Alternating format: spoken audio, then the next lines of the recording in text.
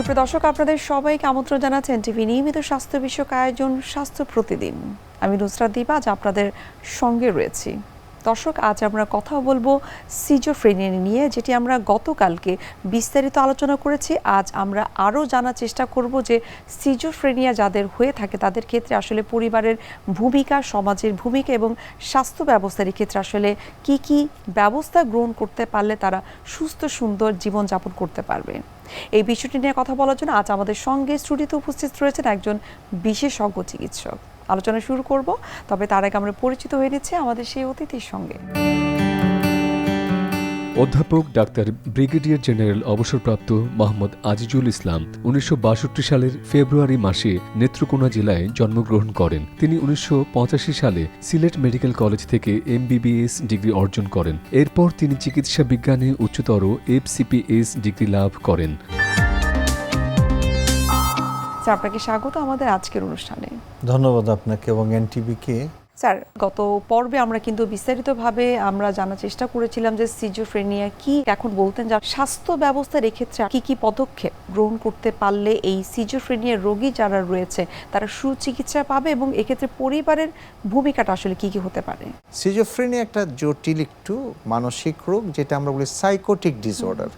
Psychotic disorder হলো একটু মারাত্মক, একটু কঠিন রোগ, যেখানে রোগীর অন্তর্দৃষ্টি থাকে না, রোগী বুঝতে পারে না যে তার একটি রোগ আছে, সে কোনো রোগে ভুগছে, তার বাস্তবতা বোধ থাকে না। সেই জন্যই দেখা গেলো এটা প্রেজেন্ট করে, ডাক্তারদের কাছে আসে অনেক রকম ভ্রান্ত বিশ্বাস নিয়ে, ডিলিউশন বলি আমরা, অথবা অনেক সময় তার হ্যালোসিনেশন হয়। আমরা বলি যে অলিক প্রত্যক্ষণ, হ্যালোসিনেশন বলি, যেমন কানে গায়েবে আওয়াজ শুনে বিশ্বাস করে, বা অনুভূতি অনেক সময় এরকম হয় যে হাতের ভিতর দিয়ে কোনো কিছু পোকা হাঁটতেছে, পেটের মধ্যে সাপ বসবাস করতেছে, অথবা মাথার ব্রেন শক্ত হয়ে গেছে, এরকম কিন্তু চিন্তা ভাবনা থাকতে পারে। অথবা রুগীটা সম্পূর্ণ উড্রণ হয়ে যায়, সংসারে মিশে না, কারোর সাথে যোগাযোগ রাখে না, কারোর সাথে মিলার চিন্তাও করতে পারে না, ঘরে একা থাকে, দরজা বন্ধ করে রাখে, পর্দা টেনে দেয়, একেবারে আইসোলেটেড লাইফ লিড করতে থাকে। আমাদের যে আমরা যে রুগীটার কথা বলছিলাম, আমরা শুনেছি আর কি, পত্রপত্রিকায় দেখেছি, মিডিয়াতে দেখেছি যে এরকম একটি বিষয় ছিল যে সংসার থেকে বিচ্ছিন্ন ছিলেন, তিনি আইসোলেটেড ছিলেন। বাট যে জিনিসটা আমরা একটু আলোচনা করতে চাই সেটা হলো স্কিজোফ্রেনিয়ার মতো রোগটি সম্পূর্ণ ভালো হয় চিকিৎসা করে, এটাও বলছিলাম। বাট চিকিৎসার তিনটা পর্যায়, একটা হলো বায়োলজিক্যাল চিকিৎসা, একটা সাইকোলজিক্যাল চিকিৎসা, একটা সামাজিক চিকিৎসা বা সমাজের রিহেবিলিটেশন। তো বায়োলজিক্যাল চিকিৎসাটা আমরা ডাক্তার হিসেবে খুব ইম্পর্টেন্ট মনে করি। ডাক্তার না, এমনিতেও সিজোফ্রেনিয়াতে মূল চিকিৎসাটা বায়োলজিক্যাল মানে ওষুধ দিয়ে চিকিৎসা করার বিষয়টি। এবং আজকাল অনেক রকম সুন্দর সুন্দর ভালো ভালো ওষুধ বের হয়েছে, আমরা বলি নিউয়ার জেনারেশন অ্যান্টিসাইকোটিক। এই নিউয়ার জেনারেশন অ্যান্টিসাইকোটিক ব্যবহার করে সিজোফ্রেনিয়া সহজেই চিকিৎসা করা যায়। এটার আরও কিছু বেনিফিট হলো যে নিউয়ার জেনারেশন অ্যান্টিসাইকোটিকে ওষুধ খেয়ে রোগীর পার্শ্ব প্রতিক্রিয়া খুবই কম, অথবা কোনো কোনো ক্ষেত্রে নাই। এবং এমনকি ডাক্তারদের অনেক সময় বা অন্যরা বলে আর কি যে এই রোগের ওষুধ খেলে সারাক্ষণ ঘুমাবে। আপনার সিজোফ্রেনিয়াতে এখন এমন ওষুধ বের হয়েছে যে আপনি খেয়ে ঘুমাবেন না, আপনি অফিস করবেন, সব কিছু করতে পারবেন। সুতরাং বায়োলজিক্যাল চিকিৎসা খুব একটা ইম্পর্টেন্ট। আবার এরকম আগে আমরা দেখেছি, আপনারাও দেখেছেন, যে খুব কঠিন রোগ সিজোফ্রেনিয়া, তাকে ইসিডি দেওয়া হয়, মাথায় ইলেকট্রিক শক দেওয়া হয়। এই চিকিৎসাটা কিন্তু এখনও বলবৎ আছে এবং কঠিন সিজোফ্রেনিয়াতে কিন্তু এটা দিয়েও চিকিৎসা করা সম্ভব। সুতরাং বায়োলজিক্যাল চিকিৎসাটা খুব ইম্পর্টেন্ট। তার সাথে সাইকোলজিক্যাল চিকিৎসার মধ্যে সিজোফ্রেনিয়ার ক্ষেত্রে বিহেভিয়ার, আচরণগুলি পরিবর্তন হয়, সেটার হয়তো মডিফিকেশন করার বিষয় হয়, সাপোর্টের বিষয়টা চলে আসে। তারপরে হলো সামাজিক চিকিৎসা, যেটা আমরা সমাজ করতে ব্যর্থ হচ্ছি, সেটা হলো মূল ইম্পর্টেন্ট। কিন্তু আমি এটা সবাইকে বলতে চাই, সিজোফ্রেনিয়া চিকিৎসা করা যায়, এটা আউটডোরে বসেও কিন্তু চিকিৎসা করা যাবে, ঘরে বসেও চিকিৎসা করা যাবে, প্রয়োজনে হাসপাতালে গিয়ে চিকিৎসা করতে হবে। এবং বাংলাদেশে জাতীয় মানসিক স্বাস্থ্য ইনস্টিটিউট, পাবনা মেন্টাল হাসপাতাল এবং প্রতি মেডিকেল কলেজগুলিতে, আগের বড় বড় মেডিকেল কলেজগুলিতে ইনডোর চিকিৎসার ব্যবস্থা আছে, যেখানে রেখে ভর্তি করে চিকিৎসা করা যায়। অনেক প্রাইভেট ক্লিনিক আছে যেখানে রেখে চিকিৎসা করা যায়। জেলা হাসপাতালগুলিতেও চিকিৎসা করা সম্ভব। সিজোফ্রেনিয়া কিন্তু একজন সাধারণ ডাক্তার যিনি MBBS পাস করেছেন তিনিও চিকিৎসা করতে পারবেন। এটা আমি এই জন্য বলছি যে আমরা সবাই যেন জানি, এরকম একটি কঠিন রোগ হলেও যেন আমরা ডাক্তারের কাছে, স্বাস্থ্য ব্যবস্থার কাছে নিয়ে যাই, যাতে এই রোগটার চিকিৎসা হয়, এবং এরকম একজন মা যিনি এরকমভাবে মৃত্যু হলো যার কোনো খবর রাখলাম না, এটা যেন আর না ঘটে, আমরা যেন প্রত্যেকেই বিষয়টা সচেতনতা বোধ করি আর কি। স্যার, যে ঘটনাটার কথা আমরা বলছিলাম, এক্ষেত্রে দেখা যায় তার ছেলে মেয়ে যেই জায়গাটায় চাকরি করে তাদের চাকরিচ্যুত করা হচ্ছে। সো এই যে ডিসিশনটা, এটাকে আপনি আসলে কতটুকু সাপোর্ট করছেন, নাকি আসলে এই সিজোফ্রেনিয়া নিয়ে জনসচেতনতা তৈরি করাটা সেটি বেশি গুরুত্বপূর্ণ? জনসচেতনতাটা সবচেয়ে ইম্পর্টেন্ট। প্রত্যেকের মধ্যে যদি সচেতনতা থাকতো যে এটা একটা রোগ, চিকিৎসা করলে ভালো হয়, অথবা এটা কোনো ঝিনেবুতে ধরা না, এটা পরিতে ধরা না, আলগা ধরা না, এটি একটা রোগ, এই জিনিসটা যদি আমরা বুঝতাম তাহলে আমরা হয়তো চিকিৎসার কাছে নিয়ে যেতে পারতাম। আমি এখানে আরেকটু প্রসঙ্গ টেনে আনতে চাই যে সিজোফ্রেনিয়া ভুগছে, কিন্তু আমরা ভুল করে মনে করছি যে ঝিনে পরিতে ধরেছে এবং সেই জন্য তাকে বৈদ্যর কাছে নিয়ে যাচ্ছি, কবিরাজের কাছে নিয়ে যাচ্ছি, যেখানে একজন মহিলার মাথার সমস্ত চুল ছেঁচে দিয়ে সেখানে তেল দিচ্ছে, সেখানে মরিচ দিচ্ছে, আগুন দিচ্ছে ইত্যাদি করে একটা মানুষকে আরও নিগৃহীত করা হয়। একটা মানুষ নিগৃহীত হয়, নিপীড়িত হয়, কষ্ট পায়, আরও ধ্বংস হয়ে যায়, মন থেকে আরও সে ধ্বংস হয়ে যায়, মনের থেকে আরও হেয় হয়ে যায়। এই জিনিসগুলির থেকে আমাদের সচেতনতাটা বাড়াতে হবে, এটা আমি সবাইকে রিকোয়েস্ট করবো সেরকমভাবে। আমি এই জন্য বলছি যে সিজোফ্রেনিয়া যে ঝিনেভূতে ধরা না, এটারও তো প্রমাণ আছে, আমরা তো তার চিকিৎসা করে ভালো করতে পারছি, টোটালি ভালো করতে পারতেছি। জাতীয় মানসিক স্বাস্থ্য ইনস্টিটিউট 400 বেডের হাসপাতাল, পাবনা মেন্টাল হাসপাতাল 500 বেডের হাসপাতাল, প্রত্যেকটি মেডিকেল কলেজ, বড় মেডিকেল কলেজ আছে, এবং সব জায়গাতে কিন্তু আউটডোর আছে। বাংলাদেশে 110টার মতো মেডিকেল কলেজ আছে, প্রাইভেট এবং গভর্নমেন্ট মিলে, প্রত্যেকটার মধ্যে কিন্তু মানসিক রোগের আউটডোর আছে, বহির্বিভাগ আছে, তাহলে সেখানে তো চিকিৎসাটা নেওয়া যেতে পারে। জেলা পর্যায়ে প্রতি জায়গাতেই কম বেশি বহির্বিভাগে চিকিৎসা হয়, সেটাও গ্রহণ করা যেতে পারে। আমি যে কথাটা বলছিলাম যে দরকার নেই সেখানেও একজন চিকিৎসকের শরণাপন্ন হই, চিকিৎসাটা গ্রহণ করি, তাহলে কিন্তু এই পরিস্থিতির সৃষ্টি হবে না। অবশ্যই সমাজের এবং রাষ্ট্রের, পরিবারের তো আছেই, পরিবার, কিন্তু পরিবার না বুঝলে সমাজ সেই দায়িত্ব নিতে হবে। সমাজের দায়িত্ব নিয়ে হলে মানুষের সচেতনতার জায়গাটা তৈরি করতে হবে, স্টিগমা, কুসংস্কারগুলি থেকে আমাদের বেরিয়ে আসতে হবে, বৈজ্ঞানিক ব্যাখ্যাগুলি আমাদেরকে জানতে হবে। আমরা যে আজকে যে অনুষ্ঠানটা হচ্ছে এটা তো আমরা ডিজিটালে পাবো, সেখান থেকে আমরা একটু নিতে পারি, তো পড়তে পারি, জানতে পারি, শুনতে পারি, এতেও তো সচেতনতার বৃদ্ধি হবে। আমি সবাইকে এটাও রিকোয়েস্ট করব। তবে আমি একটু খুশি যে এনটিভির এইটাও অনেক ক্ষেত্রে দেখা হয়, আমি দেখছি যে হাজার হাজার ভিউয়ার আলটিমেট এগুলির হচ্ছে। স্যার, যেহেতু আপনি বলছিলেন যে এই জায়গাটায় একজন মনোরোগ বিশেষজ্ঞ হিসেবে অনেক কিছু করার রয়েছে এবং আপনার মনে অনেক অপূরণীয় কাজ রয়েছে, ভবিষ্যৎ কি পরিকল্পনা রয়েছে যে এইরকম সিজোফ্রেনিয়ার রোগ যাদের রয়েছে বা অন্যান্য মানসিক সমস্যা যাদের রয়েছে তাদেরকে নিয়ে আসলে বিশেষ কোনো ধরনের ট্রেনিং অথবা রিহ্যাবিলিটেশন সেন্টার করার আপনার ইচ্ছা রয়েছে কিনা? বাংলাদেশ অ্যাসোসিয়েশন অফ সাইকিয়াট্রিস্ট একটি অলাভজনক প্রতিষ্ঠান, শুধু mental health, for the cause of mental health in the country. বাংলাদেশের মানসিক স্বাস্থ্য ব্যবস্থা উন্নতি করার জন্য আমরা প্রচুর কাজ করার চেষ্টা করেছি। আমি নিজেকে মনে করছি না যে আমরা করে ফেলেছি, বাট আমরা চেষ্টা করেছি। এর মধ্যে একটা হলো এই সচেতনতা বৃদ্ধি। এই সচেতনতা বৃদ্ধির জন্য আমরা দাঁড়ে দাঁড়ে যাওয়ার চেষ্টা করেছি, সাধারণে যাওয়ার চেষ্টা করেছি, তৃণমূলে যাওয়ার চেষ্টা করেছি, এখন আমরা করছি। আমরা যাতে ডাক্তারদের মধ্যে এটা তৈরি করতে হবে, সেই জন্য ডাক্তারদের ট্রেনিংয়ের বিষয়ে আমরা চেষ্টা করছি, উচ্চশিক্ষার ব্যবস্থা করছি। আমরা সরকারের সাথে মিলিয়ে ডিস্ট্রিক্ট লেভেলে কি করে মানসিক স্বাস্থ্য সেবাটা দেওয়া যায় সেই ব্যবস্থার বিষয়ে করছি। ইভেন আমরা MBBS লেভেলে মানসিক স্বাস্থ্যের বিষয়ে যেন আমাদের একেবারে নবীন ডাক্তার, তরুণ ডাক্তাররা যাতে এই জ্ঞানও আহরণ করতে পারে, সে যাতে সেই উপজেলাতে বা ইউনিয়নে বসে এই চিকিৎসা দিতে পারে, সেই পড়াটা যাতে সে মেডিকেল কলেজে পড়ে যেতে পারে, সেই ব্যবস্থার চেষ্টা করছি, আর করে যাব। আমরা অন্যান্য রিসার্চ যেগুলি গবেষণার বিষয় আছে, কিছু কিছু জিনিস করতে হয়, সেগুলি করছি। ডাক্তারদের জন্য আমরা কিছু গাইডলাইন তৈরি করেছিলাম, কিভাবে সিজোফ্রেনিয়া চিকিৎসা দিতে হবে, কিভাবে ডিপ্রেশনের চিকিৎসা দিতে হবে, কিভাবে অবসেসিভ কম্পালসিভের চিকিৎসা দিতে হবে, কিভাবে ম্যানিক রোগের চিকিৎসা দিতে হবে, এগুলির গাইডলাইন তৈরি করেছিলাম, করছি, ভবিষ্যতে করব। এই কাজগুলি আমরা করছি, বাট আমি কোনো রকমই স্যাটিসফাইড না, বিকজ আমি মনে করি বৃহত্তর স্বার্থে, সবার স্বার্থে কাজটা অনেক বেশি করতে হবে। স্যার, বিষয়গুলো আর একটু বিস্তারিত জানার চেষ্টা করব।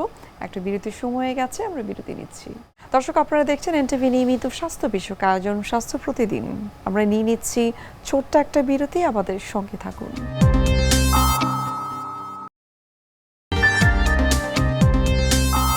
দর্শক, ফিরে আসলাম বিরতি থেকে। আপনাদের অসংখ্য ধন্যবাদ আমাদের সঙ্গে থাকার জন্য। স্যার, আপনি বলছিলেন যে ডাক্তারদের ট্রেনিং দেওয়ার ব্যাপারে কিছু গাইডলাইন আপনি তৈরি করেছেন বা আপনার সঙ্গে যারা সম্পৃক্ত রয়েছে সেটা সম্পর্কে একটু জানতে চাই। আমরা বাংলাদেশ অ্যাসোসিয়েশন অফ সাইকিয়াট্রিস্ট, যে সব ডাক্তাররা আমরা তো মানসিক রোগের বিশেষজ্ঞ না, বাট সবাই যাতে আমরা মানসিক রোগের চিকিৎসা প্রদান করতে পারি সেই জন্য আমরা আমাদের অ্যাসোসিয়েশন থেকে 5টি রোগের গাইডলাইন তৈরি করেছি। প্রথমে রোগ নির্ণয়ের বিষয়টি আছে সেখানে, তারপরে তার চিকিৎসার বিষয়টি আছে সেখানে, কিন্তু পারিবারিক সচেতনতার, সামাজিক সচেতনতার বিষয়গুলি ওইটার মধ্যে ইনক্লুড আছে। সে যাতে বাড়িতে বসে কিভাবে চিকিৎসা নিতে পারবে সেই গাইডলাইনে সেটাও বর্ণনা করা আছে। সে নিজের কিভাবে পরামর্শ দিবে, নিজেকে কেমনে সাহায্য করবে সেটারও পরামর্শ ওইটার মধ্যে বলা আছে। এরকম গাইডলাইন আমরা তৈরি করেছি। আরেকটা খুব ইম্পর্টেন্ট কথা বলতে চাই যে বাংলাদেশে তৃণমূলে চিকিৎসা দেওয়ার জন্য তো সাধারণ ডাক্তাররা দেবে, এমবিবিএস ডাক্তার দেবে, তারা যাতে এটার সম্বন্ধে করতে পারে, পড়তে পারে, সেজন্য আমি বলছিলাম যে এমবিবিএস লেভেলে আমরা কারিকুলামে কিছু পরিবর্তন এনেছি, যেখানে তাদেরকে কম বেশি মানসিক স্বাস্থ্যের বিষয়ে পড়তে হবে। এটা আগে ছিল না।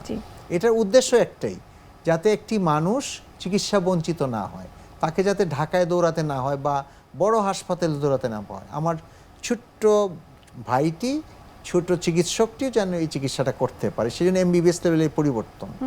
আমাদের কিছু এবং এই বিষয়টি মনে হয় অনেকেরই অজানা যে খুব রিসেন্টলি মেডিকেল ভর্তি পরীক্ষায় এবং এমবিবিএস কোর্সে এটা অন্তর্ভুক্ত করা হয়েছে। সেটা হয়েছে, এবং এমবিবিএস এর যখন একজন ছাত্র ভর্তি হবে তাকেও এই ব্যাপারে মোটিভেশন দেওয়া হবে।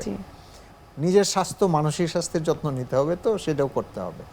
আমরা পোস্ট গ্রাজুয়েশনে এমবিবিএস এর পরেও কিছু ডিগ্রি প্রবর্তন করেছি। এফসিপিএস খুব ইম্পর্টেন্ট একটি ডিগ্রি। এফসিপিএসে সাইকিয়াট্রি এবং চাইল্ড এন্ড অ্যাডোলেসেন্ট সাইকিয়াট্রি, এই দুটি কোর্স চালু আছে এবং প্রতি বছরই অনেক সংখ্যকই পাস করছে এখন। আরেকটি কোর্স আছে এমডি। এমডি হলো ইউনিভার্সিটির আন্ডারে, সেখানেও এমডিতে চাইল্ড সাইকিয়াট্রিতে এমডি আছে এবং জেনারেল সাইকিয়াট্রিতে এমডি আছে। এই কোর্সগুলি বিভিন্ন হাসপাতালে, বিভিন্ন প্রতিষ্ঠানে আছে, সেগুলিতে কিন্তু আমরা যথেষ্ট ছাত্র পাচ্ছি। সুতরাং আশা করি যে ভবিষ্যতে মানসিক স্বাস্থ্যের পরিধিটা আরও বাড়বে। কিন্তু আমি যেটা বলছি সেখানে সমাজের বিষয়টি যেটা বলছি, আমি বলতে চাই যে এই সচেতনতা শুধু আমরা করতে পারবো না। আপনি আজকে এনটিভি বা এই প্রিন্ট এবং ইলেকট্রনিক্স মিডিয়া এখন রোল প্লে করছে অনেক, আমি তাদেরকে ধন্যবাদ দিব, কিন্তু আরও অনেক বেশি করার আছে। কারণ স্বাস্থ্য মন্ত্রণালয় একা না, শুধু তাদের করতে হবে, তার শিক্ষা মন্ত্রণালয় যদি আমরা মানসিক স্বাস্থ্য সম্বন্ধে ধারণা এসএসসি লেভেলে দিতে পারি, এইটে দিতে পারি, অটিজমের ধারণা দেওয়া হয়, এটা আছে শুধু ড্রাগ এডিকশনের, এগুলির উপর যদি আমরা কিছু ধারণা দিতে পারি, এটা কত খারাপ ফলগুলি দেখাতে পারি, তাহলে সচেতনতা বাড়বে। আমরা যদি একটি রোগের কথা বর্ণনা করতে পারি ওই লেভেলে, তাহলে সচেতনতা বাড়বে। আমরা যে এই যে মিডিয়া নিয়ে বসে আছি, আমরা যে আজকাল যে জিনিসটা আমরা হয়তো আলোচনা করি নাই, কিন্তু আমরা জানি ডিভাইস এডিকশন, মোবাইল এডিকশন, এর একটা বিরাট অসুবিধা এখন। এই সম্বন্ধে যদি আমরা দুইটা লাইন পড়াতে পারি নিচের ক্লাসে, তাহলে অনেক উপকার হবে। সুতরাং শিক্ষা মন্ত্রণালয় একটা রোল প্লে করতে পারে। এই বিষয়গুলো আরেকটু বিস্তারিত আমরা জানার চেষ্টা করব। এই পর্যায়ে আমরা দেখে নিচ্ছি আমাদের স্বাস্থ্য প্রতিদিনের নিয়মিত আয়োজন কি খাবেন, কেন খাবেন, এই সেগমেন্টটি। দর্শক, আপনারা দেখছেন স্বাস্থ্য প্রতিদিন। এ পর্যায়ে আমরা দেখে নিচ্ছি বিভিন্ন খাদ্যের পুষ্টি গুণাগুণ নিয়ে আমাদের পুষ্টিবিদের পরামর্শ। স্মৃতিশক্তি বাড়াতে কিংবা মস্তিষ্কের সক্রিয়তা বাড়াতে অবশ্যই পুষ্টিকর খাবার আপনার খাবার তালিকায় কিন্তু রাখতে হবে। স্পেশালি আপনাকে ওমেগা 3 এবং ওমেগা 6 যুক্ত খাবারের দিকে নজর দিতে হবে, যেটা আমাদের ব্রেনের জন্য খুবই উপকারী। ওমেগা 3 এবং ওমেগা 6-এর পাশাপাশি কিন্তু দেখা যায় যে আপনার ডিএইচএ, ইপিএ, ডোকোসা হেক্সানয়িক অ্যাসিড এবং ইকোসা পেন্টানয়িক অ্যাসিডও আপনার ব্রেনের জন্য খুবই উপকারী। এক্ষেত্রে আপনি সামুদ্রিক মাছ, তৈলাক্ত মাছ নিয়মিত আপনার খাবার তালিকায় রাখতে পারেন। এর পাশাপাশি আপনাকে বাদাম কিন্তু আপনার খাবার তালিকায় রাখতে হবে, কারণ বাদামও যেটা করে আপনার ব্রেইনের সক্রিয়তা বাড়ায়, পাশাপাশি স্মৃতিশক্তি ধরে রাখতে বা স্মৃতিশক্তি বাড়াতে সাহায্য করে। বয়স বাড়ার সাথে সাথে যেটা হয়, আমাদের কিন্তু স্মৃতিশক্তি কমে যায়, ডিমেনশিয়ার সমস্যা বেড়ে যাচ্ছে। এখন কিন্তু ডিমেনশিয়া, আলঝেইমার এই ধরনের সমস্যাগুলো বাড়ছে। তাই আমাদের চেষ্টা করতে হবে ছোটোবেলা থেকেই বাচ্চাদের খাবার তালিকায় বাদামটা অন্তর্ভুক্ত করার জন্য। প্রতিদিন অল্প কিছু বাদাম আমাদের খাবার তালিকায় রাখার জন্য। পাশাপাশি কিন্তু আমরা সিডস যেগুলো রয়েছে, চিয়া সিড, ফ্ল্যাক্স সিড বা পামকিন সিডও আমাদের খাবার তালিকায় রাখতে পারি। এতে যেরকমভাবে আমরা ওমেগা 3 পাবো, সেরকমভাবে EPA, DHA এটাও কিন্তু অনেকটা আমরা পেয়ে যাব। এরপরে ভিটামিন কে যুক্ত খাবার। ভিটামিন কে আমাদের ব্রেনের, মস্তিষ্কের যে কার্যক্ষমতা সেটা বাড়াতে সাহায্য করে। ফুলকপি, ব্রোকলি, বাঁধাকপি, শালগম এগুলো আমাদের ব্রেনের জন্য খুবই উপকারী। এগুলোতে কিন্তু ভিটামিন কে এর পাশাপাশি ভিটামিন ই এবং ভিটামিন সিও পাওয়া যায়, পাশাপাশি কিন্তু ফলিক অ্যাসিডও আছে। তাই এই খাবারগুলো যখন পাওয়া যায় বা শীতের সিজনেও কিন্তু আমাদের খাবার তালিকায় রাখতে হবে। এগুলো আমাদের ব্রেনের জন্য খুবই উপকারী। কলা রাখতে পারি আমরা আমাদের খাবার তালিকায়। কলাতে প্রচুর ম্যাগনেসিয়াম, পটাশিয়াম পাওয়া যায়। এছাড়া পটাশিয়ামযুক্ত অন্য আরও যে খাবার আছে সেগুলো কিন্তু আমাদের খাবার তালিকায় রাখতে হবে। এটা আমাদের ব্রেনের নার্ভকে শান্ত রাখতে সাহায্য করে। যেরকম আপনার কলা, খেজুর, বেদানা, তরমুজ এগুলো কিন্তু পটাশিয়াম এবং ম্যাগনেসিয়াম ভালো পাওয়া যায়। এরপরে স্ট্রবেরি বা বেরিজযুক্ত যে খাবার যেগুলো আছে কিংবা জাম রয়েছে, এগুলোতে কিন্তু অ্যান্টিঅক্সিডেন্ট পাওয়া যায়, অ্যান্থোসায়ানিন রয়েছে, যেটা আমাদের ব্রেনের নার্ভকে শান্ত রাখতে সাহায্য করে এবং আমাদের স্ট্রেস কমাতে সাহায্য করে। আমরা যদি অতিরিক্ত স্ট্রেসে থাকি তাহলেও কিন্তু আমাদের ব্রেনের কার্যক্ষমতা কমে যায়, যার কারণে আমাদের স্ট্রেস ফ্রি থাকতে হবে এবং এই স্ট্রেস ফ্রি থাকতে কিন্তু সাহায্য করে আমাদেরকে এই স্ট্রবেরি বা বেরিজ জাতীয় যে ফল যেগুলো রয়েছে সেগুলো। এছাড়া আমাদের তাজা শাকসবজি এবং ফলমূল রাখতে হবে, যেগুলো আমাদের কী করবে, ডোপামিন এবং সেরাটোনিনের যে নিঃসরণ সেটা বাড়াতে সাহায্য করবে এবং ব্রেনের কার্যক্ষমতাও কিন্তু বাড়াতে সাহায্য করবে। প্রতিদিন একটা করে ডিম আপনাদের খাবার তালিকায় রাখার চেষ্টা করুন। ডিমে কিন্তু প্রচুর পরিমাণে প্রোটিন এবং ওমেগা 3 রয়েছে, যেটা আমাদের ব্রেনের জন্য খুবই উপকারী। অ্যাভোকাডো রাখতে পারেন। অ্যাভোকাডো কিন্তু আমাদের ব্রেনের কার্যক্ষমতা বাড়াতে এবং স্মৃতিশক্তি বাড়াতে কিন্তু সাহায্য করে। 1 গ্লাস করে দুধ বা 1 কাপ করে দই রাখতে পারেন। দই এবং দুধও কিন্তু আমাদের ব্রেনের কার্যক্ষমতা বাড়াতে সাহায্য করে। বয়স বাড়ার সাথে সাথে যখন আমাদের ব্রেনের নার্ভ ড্যামেজ হতে থাকে এবং আমাদের স্মৃতিশক্তি কমতে থাকে, তখন কিন্তু এই দুধ বা দই আমাদের অনেকটাই স্মৃতিশক্তি বাড়াতে এবং স্মৃতিশক্তি বজায় রাখতে সাহায্য করবে। এর পাশাপাশি কিন্তু আমরা ডার্ক চকলেট খেতে পারি। প্রতিদিন রাতে ঘুমাতে যাওয়ার আগে 1 কিউব বা 2 কিউব করে কিন্তু ডার্ক চকলেট রাখতে পারি। এতে অ্যান্টিঅক্সিডেন্ট রয়েছে, যেটা কিন্তু আমাদের ব্রেনের নার্ভকে শান্ত রাখতে এবং আমাদের মস্তিষ্কের সক্রিয়তা বাড়াতে সাহায্য করে। সারমন হোসেন, একেবারে শেষ পর্যায়ে আপনার কাছে একটু সার্বিকভাবে জানতে চাই যে আমাদের সমাজে তো আমরা কম বেশি কিন্তু জানি যে অনেক মানসিক সমস্যা নিয়ে অনেক মানুষ রয়েছে। তাদের প্রতি আপনার মেসেজ কি? আসলে মানসিক সমস্যা যখনই দেখা দেয় তখনই আসলে চিকিৎসা শুরু করা উচিত, নাকি এই যে একটা সেন্সিটিভ বিষয় নিয়ে বা সামাজিক অবস্ট্যাকলস হিসেবে কাজ করে বলে তারা কিন্তু কিছুটা লুকিয়ে রাখে? এই বিষয়ে স্যার আপনার মতামত কি? মানসিক রোগ অন্য 10টা রোগের মতোই। অন্য 10টা রোগের যেমন বৈজ্ঞানিক ব্যাখ্যা বিশ্লেষণ আছে, মানসিক রোগের কিন্তু সেরকমভাবে ব্যাখ্যা বিশ্লেষণ আছে। অন্য 10টা রোগ যেমন বৈজ্ঞানিক চিকিৎসা আছে, মানসিক রোগের সেরকম বৈজ্ঞানিক চিকিৎসা আছে। তার চেয়েও ভালো দিকটা হলো যে অন্য 10টা অনেক রোগী কখনো ভালো হবে না, কিন্তু মানসিক রোগ কিন্তু ভালো হবে। ডিপ্রেশন ভালো হয়ে যায়, 50% ডিপ্রেশন টোটাল কিউর হয়ে যায়। অবসেশন 30 to 50% টোটাল কিউর হয়ে যায়। আমরা শুধু সচেতন যেন হই, এই কথাটা আমার মেসেজটা হলো এই। আমরা যেন কুসংস্কারে আচ্ছন্ন না হই, আমরা যেন কুসংস্কারকে ভয় না পাই। ভয়কে আমাদেরকেই জয় করতে হবে। আমার ভালোবাসাটা যেন আমার সন্তানের জন্য অবারিত হয়। শুধু ভালোবাসলাম তাকে পড়ানোর জন্য তা না, তাকে মানসিক সুস্থতা দিতে হবে, তা নাহলে পড়ানো সম্ভব হবে না, মানুষ করা যাবে না। মানবিক মানুষ করতে হলে মানসিক সুস্থতা জরুরি। আর মানসিক সুস্থতা যদি না হয় তাহলে জীবন শূন্য হবে, অর্থহীন হবে। কারণ মন হলো মানুষের চালিকা শক্তি। এটা মানুষের চলন বলন কথন, চিন্তা চেতনা, আবেগ অনুভূতি, বিচার বিশ্লেষণ, স্পৃহা, কর্ম উদ্দীপনা, কর্মস্পৃহা সব নিয়ন্ত্রণ করে মন। সুতরাং মনের যত্ন নিতে হবে, মনকে ভালো রাখতে হবে, তবেই আপনি ভালো থাকবেন, আপনার পরিবার ভালো থাকবে, সচেতন থাকবে, সবাই ভালো থাকবো আমরা। আপনাকে অসংখ্য ধন্যবাদ এবং সেই সাথে শুভকামনা এনটিভির পক্ষ থেকে। ধন্যবাদ। সুপ্রিয় দর্শক, এতক্ষণ আপনারা দেখছিলেন এনটিভি নিয়মিত স্বাস্থ্য বিষয়ক আয়োজন স্বাস্থ্য প্রতিদিন। এ পর্যায়ে আমরা দেখে নিচ্ছি আমাদের আগামী পর্বে কি থাকছে। বন্ধাত্ব হলো স্বামী স্ত্রী একসাথে থেকে দূরে না থেকে মেলামেশা করে, আনপ্রোটেক্টেড মেলামেশা করে যদি 1 বছরের মধ্যে কনসিভ না করে তখন তাকে আমরা বন্ধ্যাত্ব বলি। ও কোনো ক্ষেত্রে বন্ধ্যাত্ব 6 মাসের মধ্যেও যদি কনসিভ না করে, বিশেষ করে স্বামীর বয়স এবং স্ত্রীর বয়স যদি 35-এর বেশি হয়ে যায়, সেক্ষেত্রে 6 মাসের মধ্যেও যদি মেলামেশা না করে বাচ্চা না হয়, তখন আমরা তাকে বন্ধ্যাত্ব বলি। এবং বাংলাদেশে বন্ধ্যাত্ব হার অনেক বেড়ে যাচ্ছে, সারা বিশ্বে বন্ধ্যাত্বের হার বাড়ছে, যেটা হলো 10 to 15%। প্রতি 6 জন নারীর মধ্যে একজন বন্ধ্যাত্বে ভুগছে। বিশ্বের যে কোনো প্রান্ত থেকে যে কোনো সময় এনটিভির জনপ্রিয় অনুষ্ঠানের স্বাস্থ্য প্রতিদিন দেখতে আপনারা ভিজিট করতে পারেন আমাদের পূর্ণাঙ্গ পোর্টাল www.ntvbd.com এ। এছাড়াও এনটিভির বিভিন্ন ধরনের জনপ্রিয় অনুষ্ঠান এবং নিউজ আপডেট পেতে আপনারা ভিজিট করতে পারেন আমাদের ইউটিউব চ্যানেল এবং ভেরিফাইড ফেসবুক পেজে। দর্শক, আজ এখানে শেষ করতে হচ্ছে, দেখা হবে আবারও আপনাদের সঙ্গে। সে পর্যন্ত আপনারা সবাই ভালো থাকুন, সুস্থ থাকুন। আল্লাহ হাফিজ।